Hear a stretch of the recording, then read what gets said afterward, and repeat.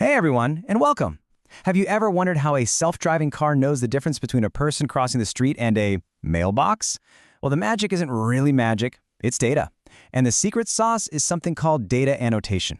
Today, we're going to pull back the curtain on this hidden engine that powers pretty much all of modern computer vision. So, that really gets us to the core question, right? We see with our eyes, we understand what we're seeing with our brains, but how on earth does a machine, an AI, learn to see and make sense of the visual world? Well, the answer's all in how we teach it. And it learns through this process called data annotation. Honestly, the best way to think about it is like teaching a little kid. You point to a dog and say, dog. You point to a bus and say, bus. Data annotation is exactly that, but for machines. We're painstakingly labeling images and videos to tell an AI, hey, this thing right here, that's a car. And this is a stop sign. All right, so here's the game plan. First, we'll talk about why annotation is like AI's hidden teacher. Then we'll break down all the different types of labeling. After that, we'll get into the tools of the trade, talk about some common hurdles you might face, and finally, we'll get you started on your own annotation journey. Sound good? Let's go.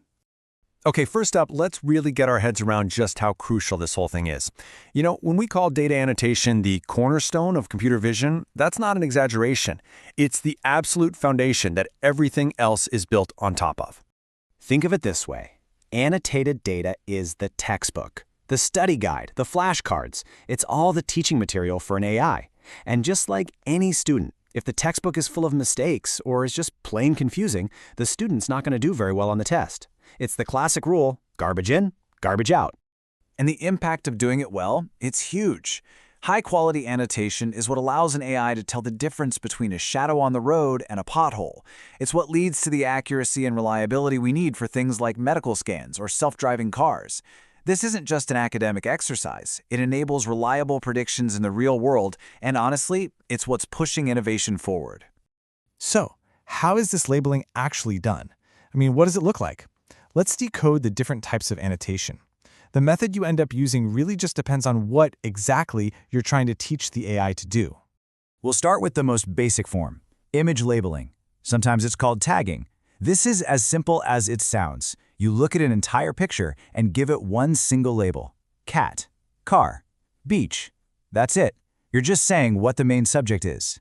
But what if you need to know where the object is in the image? Well, that's where bounding boxes come in. You're literally just drawing a rectangle around each object you care about. This is absolutely fundamental for teaching an AI not just what something is, but to actually detect and locate it in a scene.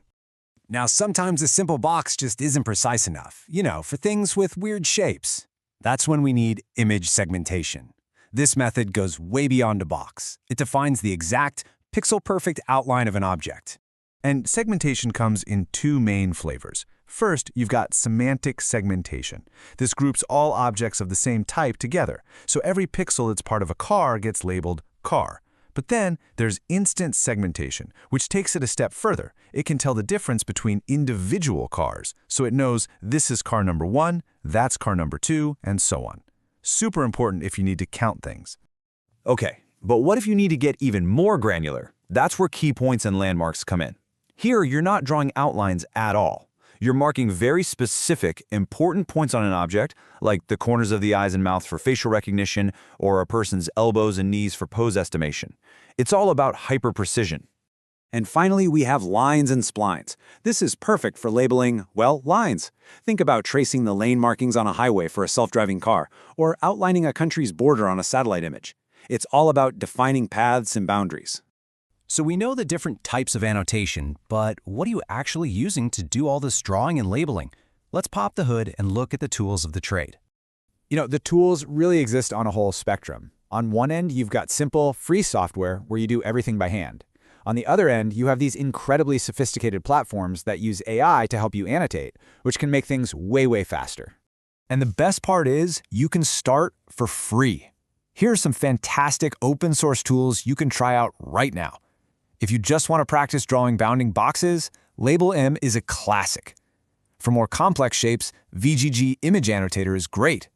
And if you don't want to install anything, MakeSense.ai runs right in your web browser. It's awesome. And then, of course, you've got the big leagues. As you get more serious, you'll run into the major commercial platforms. You'll hear names like Scale AI, Labelbox, and RoboFlow. These guys offer powerful, professional-grade tools for managing enormous projects.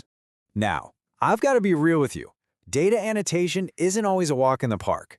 Like any really important job, it comes with its own set of challenges. So let's talk about some of the common hurdles you might run into.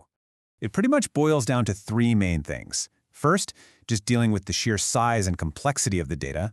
Second, making sure that different human annotators are all on the same page. And third, that constant balancing act between how much it costs and how good the quality is. So that first hurdle is just the scale of it all. To train a really good AI, you need huge data sets. I'm talking millions of images. Labeling all of that takes a ton of time. And then you add in tricky images where an object is halfway hidden or the lighting is weird. Yeah, the difficulty ramps up fast. The second hurdle is the human element. Is that a shadow or a crack in the sidewalk? Where does a tree end and a bush begin? Different people might label the exact same thing slightly differently. And those little inconsistencies, they're like static or noise in the data, and they can really confuse the AI. Having super clear instructions is everything. And that brings us to hurdle number 3, the classic trade-off between cost and quality. Getting perfect pixel-accurate labels done by a human is slow and can get really expensive. Using automated tools is much faster, but you might lose some of that precision. Finding that sweet spot is a huge part of managing any annotation project. Okay, we've covered the what, the why, the how, and even the what to watch out for. So now for the most important part, how do you get started? Here is a dead simple 3-step action plan to get you going, like today. Your plan is really straightforward. It's designed to take you from just understanding the idea to actually applying it and connecting with other people who are on the same path. Let's start with number 1. Step 1 is to educate yourself. Hey, you're doing it right now just by being here. But to go deeper, just hop on YouTube and search for tutorials on specific tools. Look for a guide on a tool like CVAT, or find an article that really breaks down the best practices for object detection. Step 2, and this is the fun part, get hands-on practice. This is where you'll really learn. You can start this second. Go to a site like makesense.ai. You don't even have to download anything. Or check out a platform called Zooniverse, where you can actually help out on real scientific research by labeling images for them. The absolute best way to learn is by doing. And step 3, join the community. You don't have to do this alone. Places like Kaggle have competitions where you can work with real datasets. You can go on GitHub and find open source projects that are literally asking for help with annotation. Getting involved with these communities is one of the fastest ways to get better fast. And it's really worth remembering that this is more than just a technical skill. By learning how to create the data that trains AI, you get to directly contribute and play a real part in shaping the future of technology. It's pretty cool. So I'll just leave you with this one final question to think about as you start your journey. With all this knowledge and with these tools at your fingertips, what will you teach an AI to see first?